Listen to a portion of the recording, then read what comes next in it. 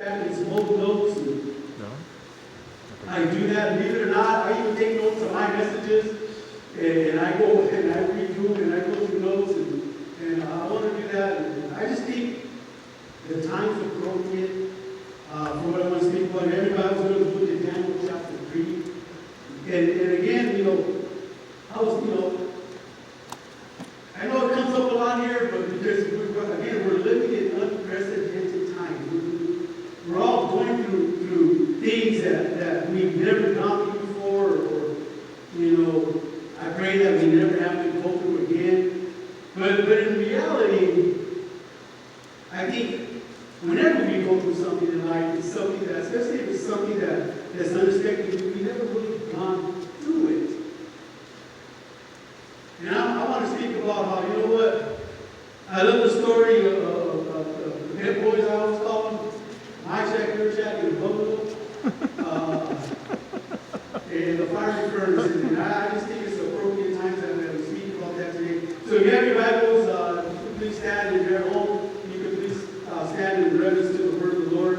And go to the book of Daniel, chapter 3. We're going to read verse 14 through 25. And the word of God says, Nebuchadnezzar said to them, "Is it true, Shadrach, Meshach, and Abednego, that you refuse to serve my gods, or to worship the gold statue I have set up? I will give you one more chance to bow down and worship the statue I have made when you hear the sound of the musical instruments. But if you refuse, you will be thrown immediately into the blazing furnace. And then God will be able to rescue you from my power." Shadrach, Meshach, and Abednego replied, "O Nebuchadnezzar, we do not need to defend ourselves before you. If we are thrown into the blazing furnace," I love this, "the God whom we serve is able to serve us. He will rescue us from your power, your majesty. But even if he doesn't, we will make it clear to you, your majesty, that we will never serve your gods or worship the gold statue you have set up." Nebuchadnezzar was so furious with Shadrach, Meshach, and Abednego that his face became distorted with rage. He commanded that the furnace be heated 7 times hotter than usual. Then he ordered some of the strongest men in all of his army to bind Shadrach, Meshach, and Abednego and throw them into the blazing furnace. So they tied them up and they threw them into the furnace, fully dressed in their pants, turbans, robes, and other garments. And because the king in his anger had demanded such a hot fire in the furnace, the flames killed the soldiers as they threw the 3 men in. So Shadrach, Meshach, and Abednego, securely tied, fell into the roaring flame.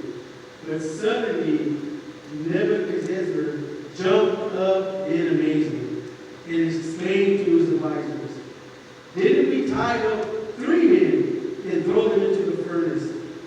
"Yes, your majesty, we certainly did," they replied. "Look," Nebuchadnezzar shouted, "I see 4 unbound walking around in the fire, unharmed, and the 4th looks like a god." Let's pray. Father, in the name of Jesus, Lord, we come before your precious, precious throne of grace, Lord. Lord, I just pray this evening for the power of your word, Father. I pray for healing through your word, Lord. And I pray, Lord, that you minister to us this evening, Lord, through your word. Father, we thank you, we praise you. In Jesus' wonderful name we pray. Amen. So I want to open with a question here, okay?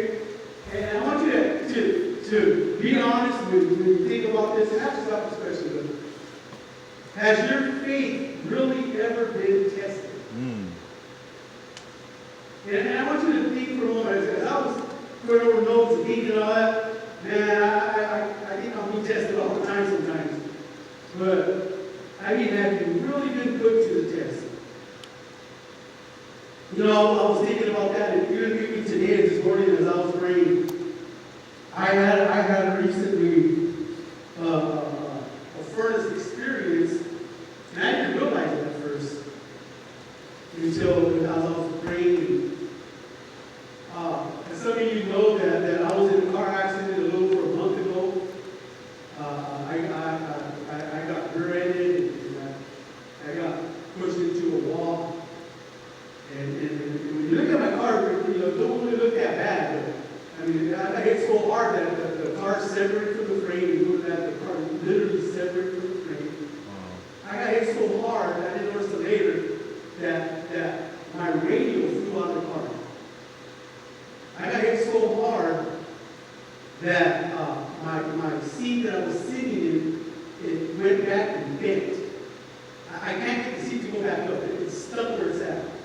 It went back. I saw it to a shoulder, I'm not back and it's driving back. It's even leaning to the side, so it's kind of set for them, you know what I mean? But I'm serious, you know. Hallelujah. Hallelujah.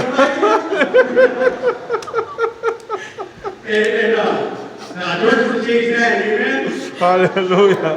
And I was thinking, you know, because I'll be honest, at first I was like, man, why now, Lord? I have to be honest. At first I was like, why now? You know, I mean, like, why now? You know, where were you at? Where were you at? And that's kind of been my prayer, you know, and I tell people, you know, I'm okay. There's nothing that happened to me. I fractured my finger. Come on, that's right. And I'm praying, and I say, Lord, you know, why? And he goes, I was there. I was there. Amen. And he told me he didn't realize I was there. And you know when he was there, but I thought about later, when I realized he was there, when I got up and walked out. Come on now, that's right. When I got up and walked out of the car. Hallelujah. I walked out on my own 2 feet. See, the Lord was with me in that furnace. The Lord protected me in that furnace. That's right. And I say that because no matter where you find yourself, if you're a true believer in the Lord and you truly trust in Him, He'll protect you. That's right. He'll guide you, He'll lead you. You know, I've learned that material things don't mean nothing to me. See, my car is material. This, and me being able to be a husband for my wife and a father for my children, is eternal. It's everlasting. Even after I'm gone, you know, my kids are going to have things and my wife going to have things that we learn together and all that. So, you know, cars will come and go. But I'll be honest, you know, I was like, why now? Why now, Lord? And I realized something. He was there. He was there. I get upset because even when I went to the doctor, they were saying, your finger, are you serious? And I got back to the hand specialist yesterday, and they told me, he goes, so what happened? And I go, it was a car accident, and he said, I fractured my finger. And he goes, well, how did that happen? I go, you're the doctor, you tell me. I was getting upset because when I told him, I was like, come on, buddy, you can't think of nothing better saying that. Well, look at the X-ray. I'm not saying nothing. I go, I went to the doctor, you told me what hurts. I told you what hurts. You took an X-ray, that's another story. We took no X-rays, and, you know, you guys told me it was fractured. I don't know, but you just asked me, and I'm telling you, not trying to pull any strings or anything like that. All I'm doing is time it out, and all I'm doing is trusting in the Lord. So I'm just going to trust in the Lord. Amen. You know, whatever the Lord has for me through this furnace experience, I'm going to believe in it, and I'm going to trust. That's right. Come on. Amen. I had uninsured motorists. I found out uninsured motorists, that if you have uninsured motorists, if you don't get a license plate, then you're pretty much, you're on your own. And I even told the insurance people, what do you want me to do? Chase them? But it's okay. I mean,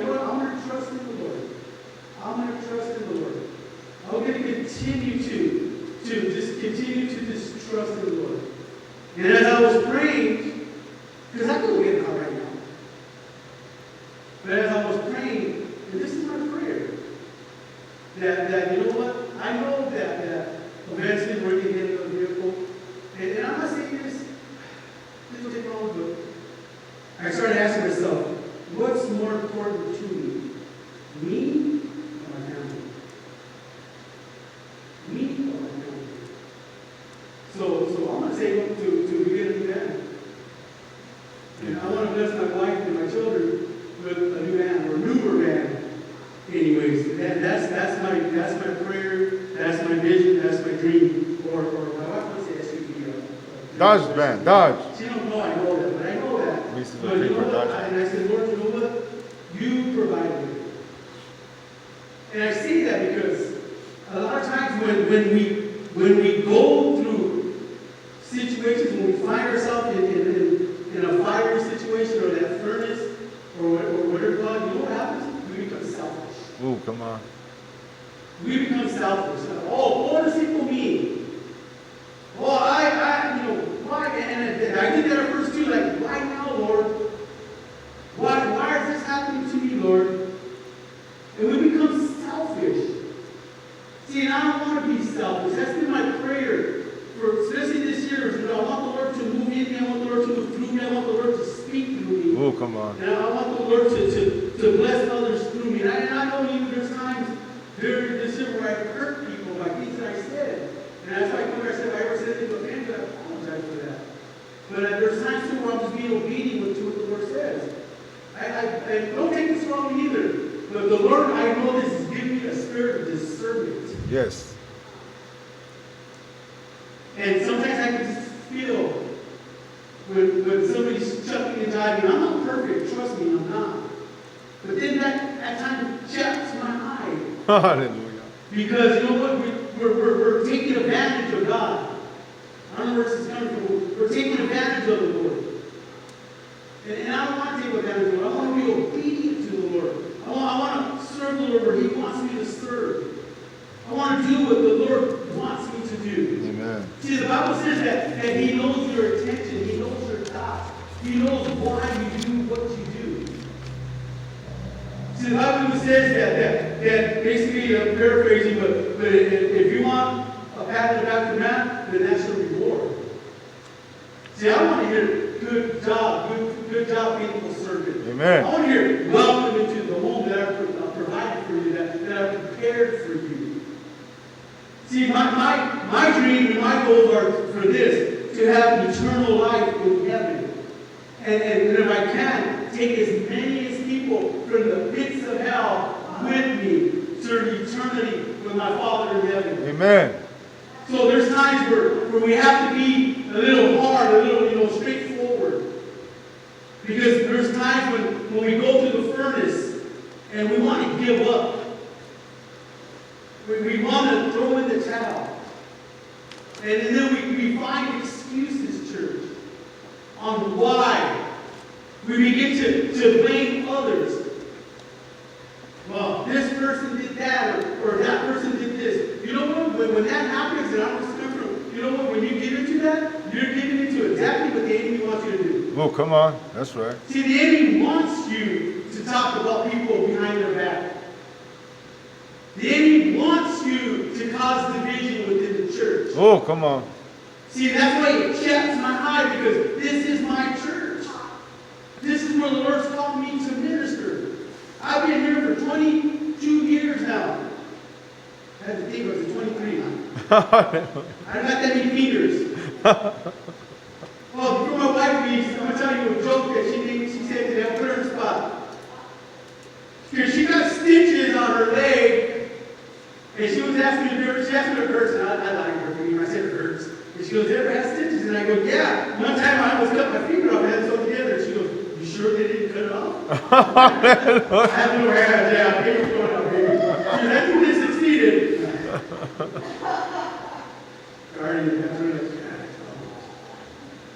But I say that because, I say all that, I don't know why I did. Because despite all our efforts, despite how much you love the Lord, despite how faithful you are, how trusting you are, you're still going to go through stuff. You're still going to go through stuff. I mean, just the time we're living right now, I don't know how many people have lost their job. I don't know how many people have caught the virus. I know over 2,000 people in the United States, 2,000 or 200,000, right? I think it's 200,000. Lost their life on this side of heaven. Because so it's real. Some of us, we have financial problems. Some of us, we may find ourselves in relationship problems in our marriages, problems with raising our kids. I spoke to every parent right now that has young kids at home, amen. Or, just today I'm right here praying. This little image, I'm right here praying. I live right here in the parking lot, the house in the parking lot, okay? And I got 4 kids at home, and the phone's ringing, and they're arguing over there, and I'm like, oh, you lying devil, man. And I was bent over there. That's it. You go to your room, you go to your room, you go to your room. That's it. They're all in trouble, and I'm going to take their phones and all that. And I was like, Lord, you lying devil, man. You know what? Lord, I pray for the power of your word. See, that was a furnace for me. Whether I want to admit it or not, it was one of those fire things where I'm like, I can't even go to church 100 yards away without my little rugrats getting in the fight. But you understand it? But that can be a furnace. That can be something that causes me or allows me to say, Pastor man, I'm sorry, but I got to go deal with these kids right now. So I started praying, and I said, Lord, you know what? I come against the enemy in the name of Jesus. Lord, I know you're here. I know you're in this furnace that I'm going through right now, Lord, because you're there. You deal with it, Lord. You deal with it. I can hear my wife up there. You go in the room, you go in the room. And I said, thank me, Jesus, Lord, take care of it. But you understand what I'm saying is we find ourselves in a lot of different situations. See, long ago there were 3 Hebrews who lived righteous lives, and yet things didn't go well for them either.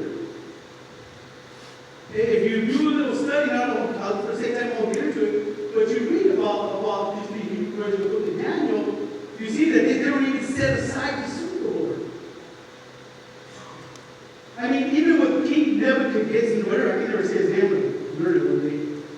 He even appointed them, gave them positions in the kingdom.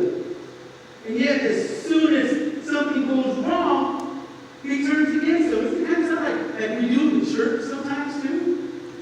As soon as something goes wrong, we turn against our brother or sister. As soon as we find ourselves in the fire, we turn against them. We want to find reasons to belittle and to put down. I don't know about you, but the Bible says that the word of God is to edify. Oh, come on. Encourage. Yes. It's to lift up. Thank I know you, it's correction too, but you can correct out of love too. That's right. Come on. Yes, See, Lord. but the word of God ain't to make you feel bad. It should encourage you. Yes. See, to me, that's the if you got that, you're a good teacher. I ain't there yet, I know that, but that's my goal. Where I want to be able to edify and encourage and to uplift, and sometimes even without saying a word, just by my example. But you understand what I'm saying? And I believe these 3 Shadrach, Meshach, and Abednego, they had that. See, they realized something. See, when we need miracles, but we all need a miracle when we're in the fire. See, that's when you need a miracle. Just like Abraham. Abraham never wavered in believing in God. Abraham always trusted in the Lord. I mean, you can read in the book of Hebrews, it talks about, you can read a lot about it in the book of Genesis, but in the book of Hebrews, it talks about, he was the father of faith. And I mean, I started thinking about Abraham this morning, and I was like, oh my gosh, for the sake of time to read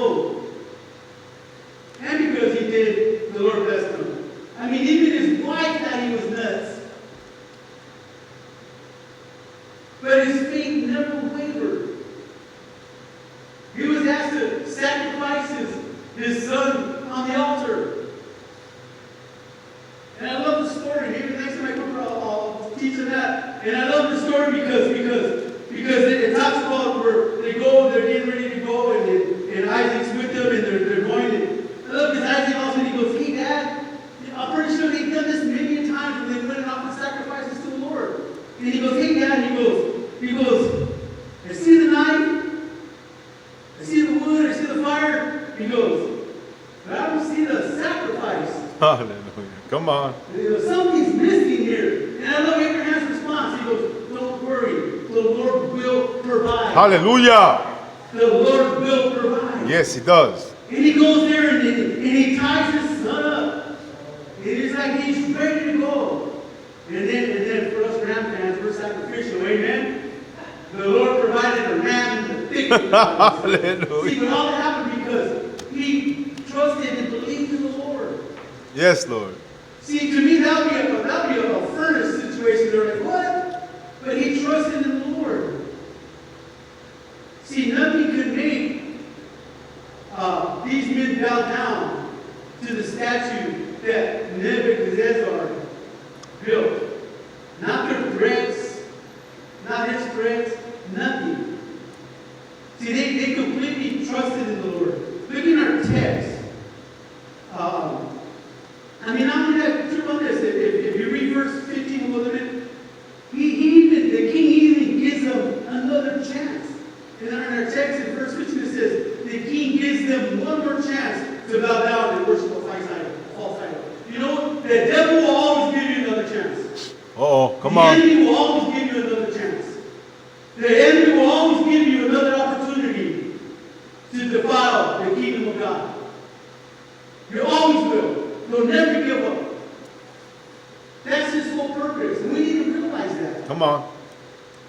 He's always going to give you another chance. But how many know that God is always there for you? Hallelujah. And Thank God you, is always Jesus. there to overcome the enemy. Yes, Lord. And I guarantee you, he may overcome today, but he's going to come at you again tomorrow. Yes, come on. You're going to be like me. Why now, Lord? What did I do? Where were you at? I was there all the time, son. I was there when you walked out. I was right there. I protected you. Yes. I had the covering of my spirit around you. That's why you were able to walk out. And I'm going to go through more stuff, though. Because I know the enemy ain't done. He wants to take me down. He wants to take you down. He wants to, when you're in the furnace, to trust in him and not in God. He wants you to give in to him instead of submitting to the Lord. See, that's when we start doing things our own way. We try to figure it out. We try to get ourselves out of that situation. I realize I can't do nothing. But I can do all things through Christ who gives me strength. Amen. Come on. All things through Christ. Yes, Lord. So I said, Lord, you know what? That song, I shared it a couple weeks, I was here, and I said, Lord, heal me. Yes, Lord. Heal me. I got some things going on in my body right now. And I say, Lord, heal me. Lord, if you heal me, I'll be healed. Lord, if you save me, I'll be saved. Amen. And when he saves me, I'm not just talking about salvation. I'm talking about saving from the way this mind thinks at times. Oh, come on. Save me from not trusting in him at times. Save me from trying to lean on my own understanding at times. That's what I'm talking about. Because I know I need to be saved. But I also know I need to be healed. I need to be healed physically. I need to be healed spiritually. I need to be healed emotionally. So that's my prayer. Lord, you know what? You heal me. If you heal me, I'll be healed. In other words, to me, what that was, Nehemiah, I believe it's 14:7. If you want to go there. See 14:7 or 7:14, one of them. Okay? You take your pick. It's one of them. But to me, what it's saying is, you know what? If you trust in the Lord, he'll do it. That's right. See, I can't do it, but God can. See, God healed me. See, in our text here, it says, in verse 16, Shadrach, Meshach, and Abednego replied, "O Nebuchadnezzar, we do not need to defend ourselves before you. If we are thrown into the blazing furnace, the God whom we serve is able to save us. He will rescue us from your power, your majesty,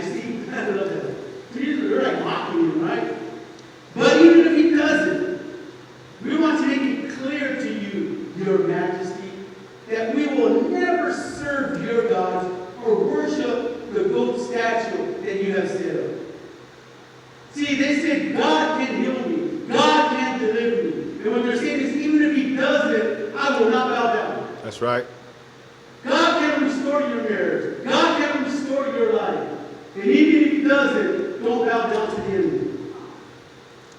God can bless you in whatever situation, but even if he doesn't, I'm not going to bow down to the enemy. See, God will cause me to prosper, but even if he doesn't, I will not bow down to the enemy. Now, the first thing I want to say is this: don't despair, because when the devil turns up the heat, God does too. Oh, come on. You hear me? When the devil turns up the heat, so does God.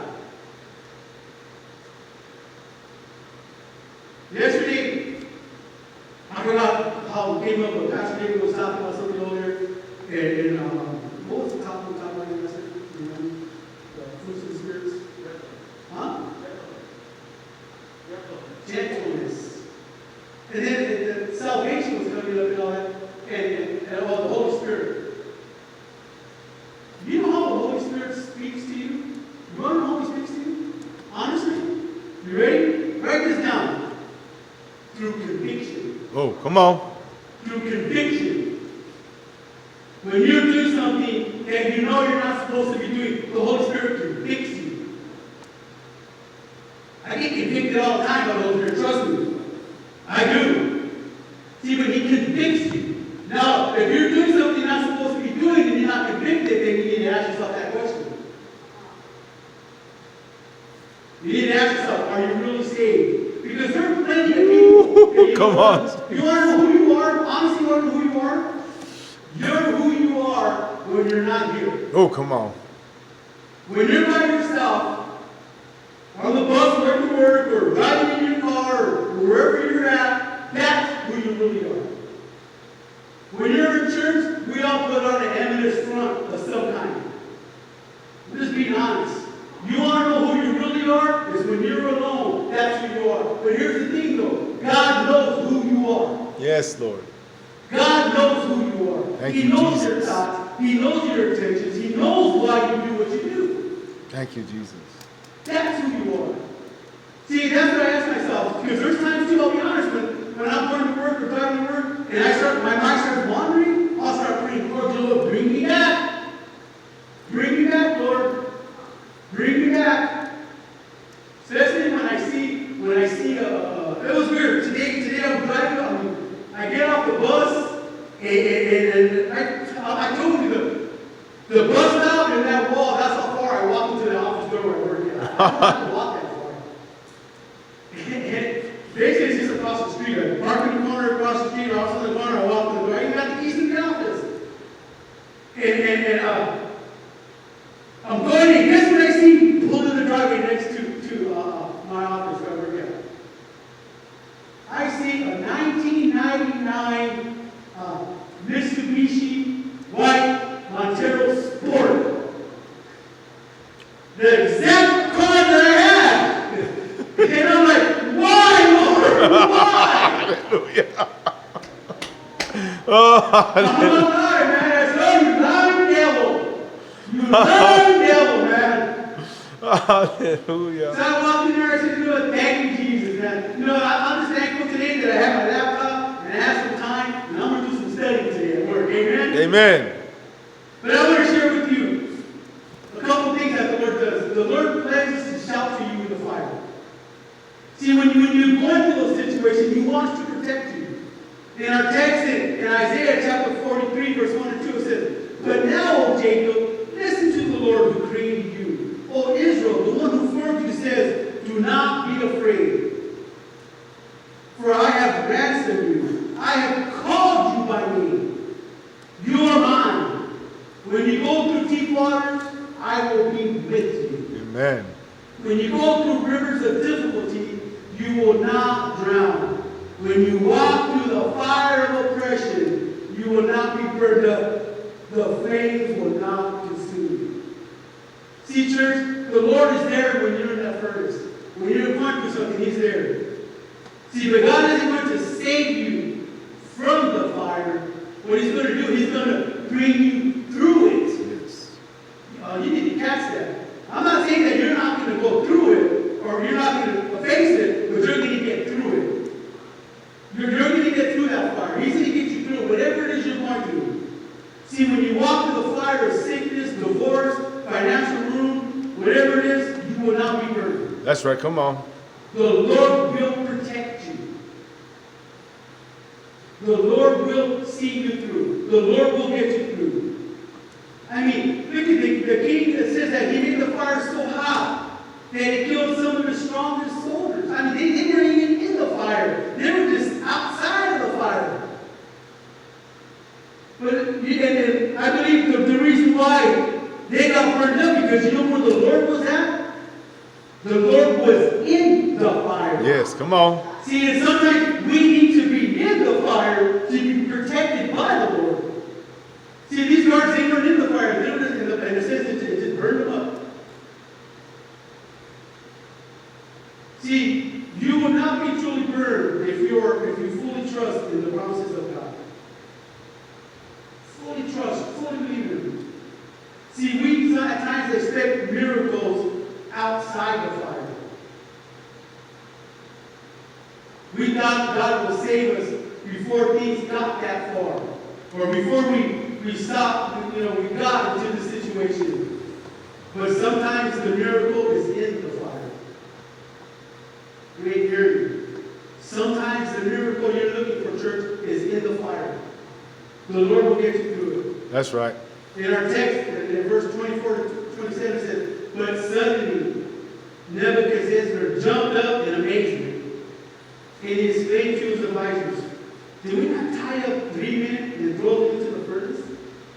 Yes, your majesty, we certainly did. They replied, look. Nebuchadnezzar shouted, I see 4 unbound men walking around in the fire alone, and the 4th looks like a god.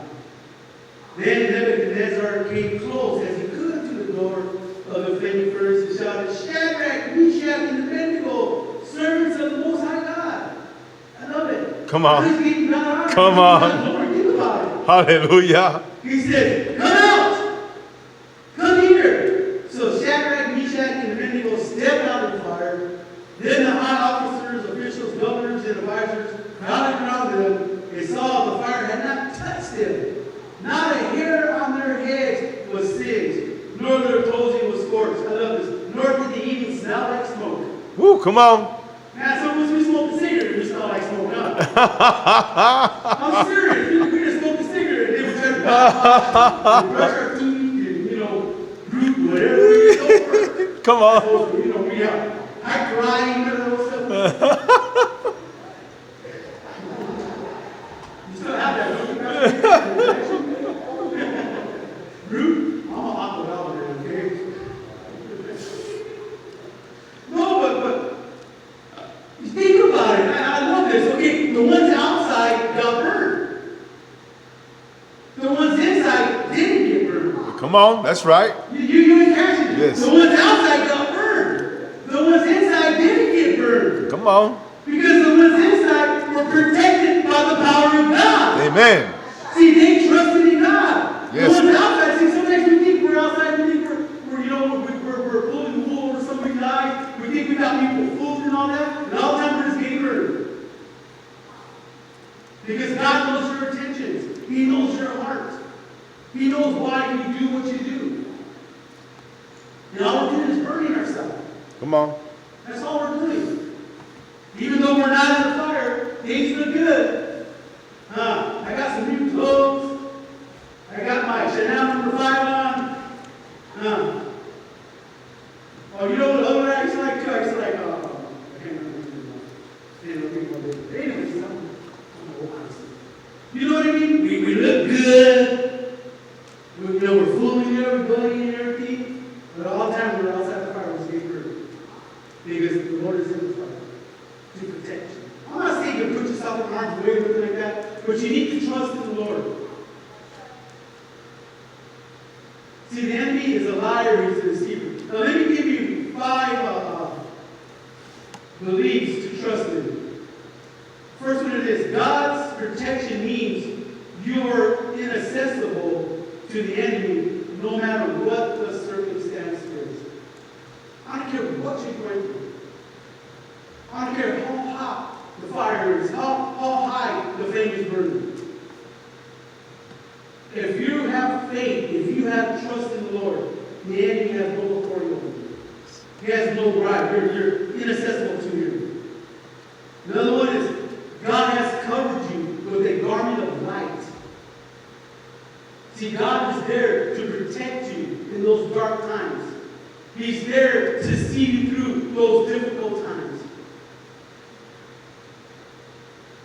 Number 3, God has the shield of His word over you, so no fiery darts of the devil can penetrate your life.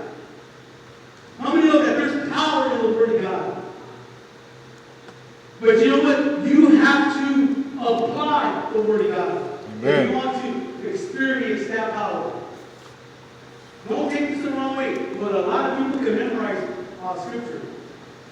The devil knows more Scripture than you know.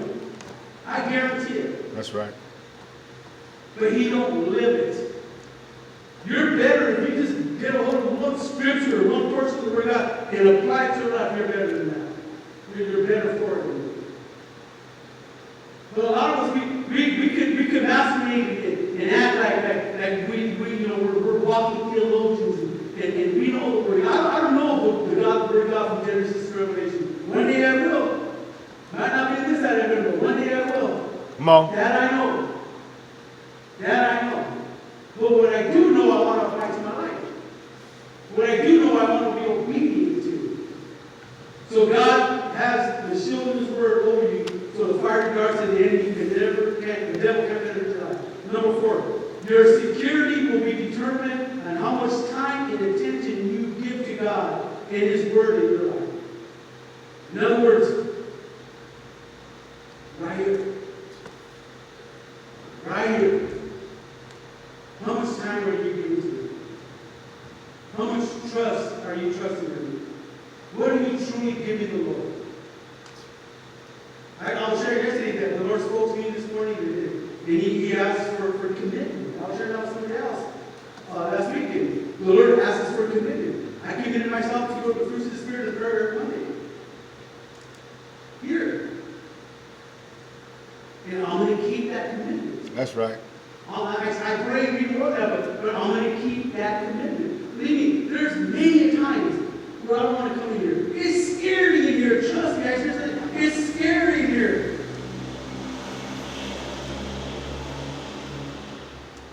I'm not saying in the bad way, you hear things, you see the ghosts of pastors past.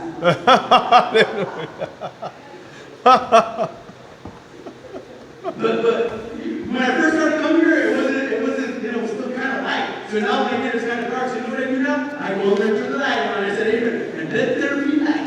I turn this one on, I said, I'm bad now, I'm great now, I can walk around. But I'm in here praying, man, I'm in here praying. Praying for you, praying for my family, praying for healing. Amen. Praying for direction. Yes, Lord. Praying to hear the voice of God. Thank you, Father. I always hear my prayer, I want to hear the voice of God. I want to hear Him. I said, Tonto. He was my name. I want to hear His voice. So I'm praying that. Yes. I'm praying that we open back up. That this building gets filled. That lives are changed. That people are changed. That the Lord will use me however He wants to use me. And there's times where I'm in here and I'm just quiet. Lord, speak to me. Sometimes I really believe we see our verses, shut up and listen to God. We don't have to know everything. I don't know everything. But I know a Father in heaven who does. Amen. The last one is let the joy of the Lord be your strength. In Isaiah 43:2 it says, when you go through deep waters, I will be with you. When you go through rivers of difficulty, you will not drown. When you walk through the fires of oppression, you will not be burned up in flames. You will not be burned up in flames, will not consume you. In Isaiah 4:16 it says this, so let us come boldly to the throne of our gracious God. There we will receive His mercy and we will find grace to help us when we need Him the most. The next thing God does when we go through the trials and fires and all that, He encourages us. He encourages you when you go through the fires, trusting in Him. the Lord when you go to those fires. In our text, in verse 29 and 30, says, therefore, I make this decree, if any people, whatever the race or nation or language, speak a word against the God of Shadrach, Meshach, and Abednego, they will be torn limb from limb, and their house will be turned into heaps of rubble. There is no other God who can rescue like this. Then the king promoted Shadrach, Meshach, and Abednego to an even higher position in the province of Babylon. See, that to me, they got encouraged. They trusted in the Lord. They got promoted now higher. To me, that's encouraging. Because now you see, the Lord, He takes you from glory to glory.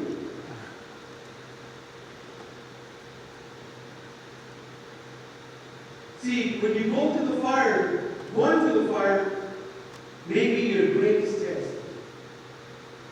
But another side, you will see victory. And you will experience spiritual refining, for fire always refines. Others will recognize the goodness of God through your faith. If the fire of life are threatening, take heart. The miracle of Shadrach, Meshach, and Abednego is a miracle for you too. God is there. He wants to bless you. 1 Peter 5:10, it says, in His kindness God called you to share in His eternal glory by means of Christ Jesus. So after you have suffered a little while, He will restore, support, and strengthen you, and He will place you on a firm foundation. Now another question, I want to ask this question. Who wants to receive, I'll ask you, who wants to see a miracle from the Lord? And don't give up. There's miracles in the fire. You see, God didn't put out the fire. If He wanted to, He could have just shut the gas off. Or turned the fire off. But He didn't.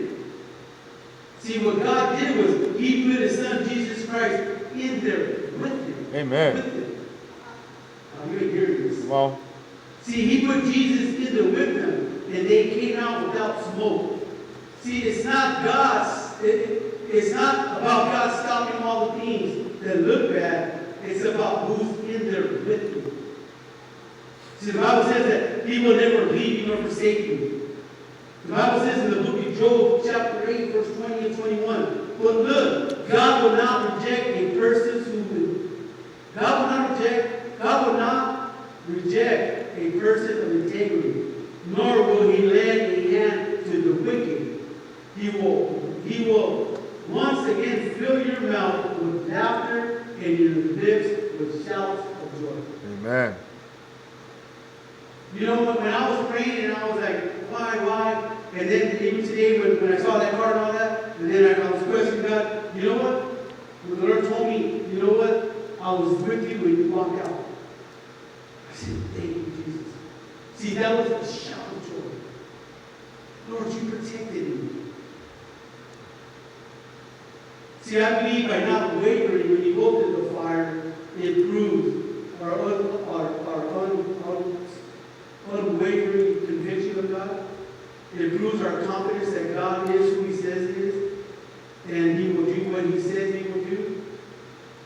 I also believe that our faith will be revealed by our reliance upon God. In other words, as we trust in the Lord, our faith will be built up.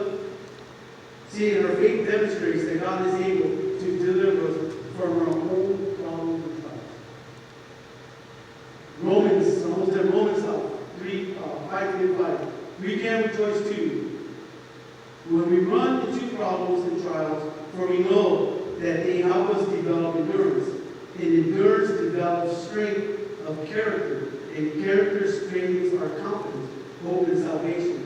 And this hope will not lead to disappointment, for we know how dearly God loves us, because He has given us the Holy Spirit to fill our hearts with joy. In Job 13:5, it says, though He may slay me, yet I will hope in Him.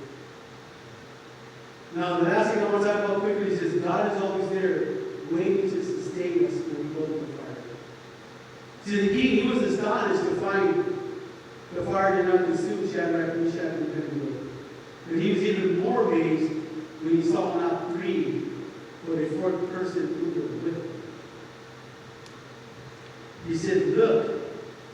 He answered, I see 4 men loose. You got to catch that. See, when they got thrown in there, they were tied up. The Bible says that they were bound. They were tied. And how many know when you're thrown into the fire and the Lord is there with you, He sets you free. Come on. He unties you. Yes, Lord.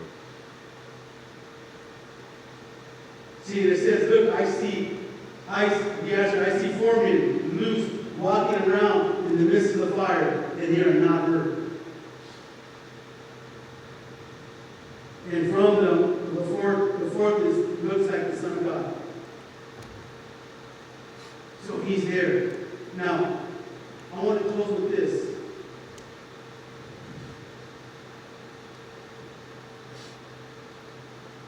The reader says that 3 came out.